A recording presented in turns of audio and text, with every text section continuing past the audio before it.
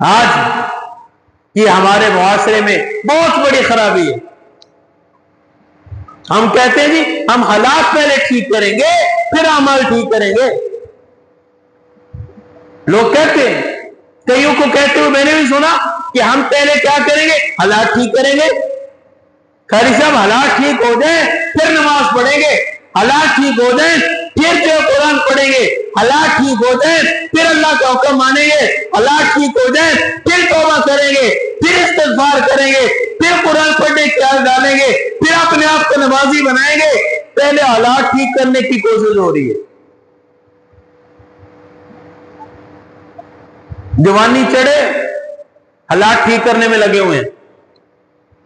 ماں نے بھی کہا, باپ نے بھی کہا, پتر حالات نہیں ٹھیک, حالات پہلے چنگے کر لیے.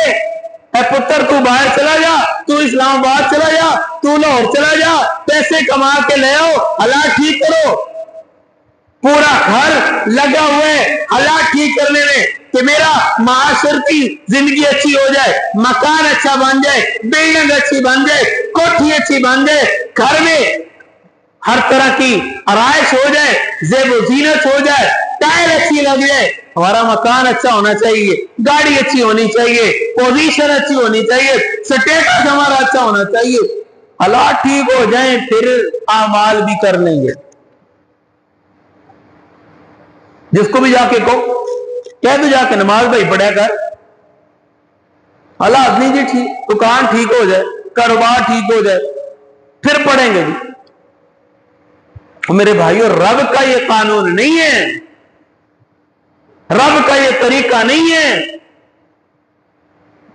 رب کا قانون کیا ہے, رب کا طریقہ کیا ہے؟ اللہ کا طریقہ یہ ہے کہ اے میرے بندو, پہلے اعمال تم ٹھیک کر لو, حالات میں ٹھیک کر دوں گا. یہ اللہ کا طریقہ ہے کہ اے میرے بندو تم اعمال ٹھیک کر لو, اپنی نماز ٹھیک کرو, قرآن ٹھیک کرو, ذکر عبادت ٹھیک کرو, حقوق اللہ ٹھیک کرو, حقوق العباد ٹھیک کر لو, زبان سے جھوٹ بولنا چھوڑ دو, غیبت کرنا چھوڑ دو, دل آزاری کرنا چھوڑ دو, کان سے غلط بات سننا چھوڑ دو, آنکھوں سے غلط کام کرنا چھوڑ دو. اپنے اعمال تم ٹھیک کر لو, اللہ تمہارے حالات خود ٹھیک کر دے گا.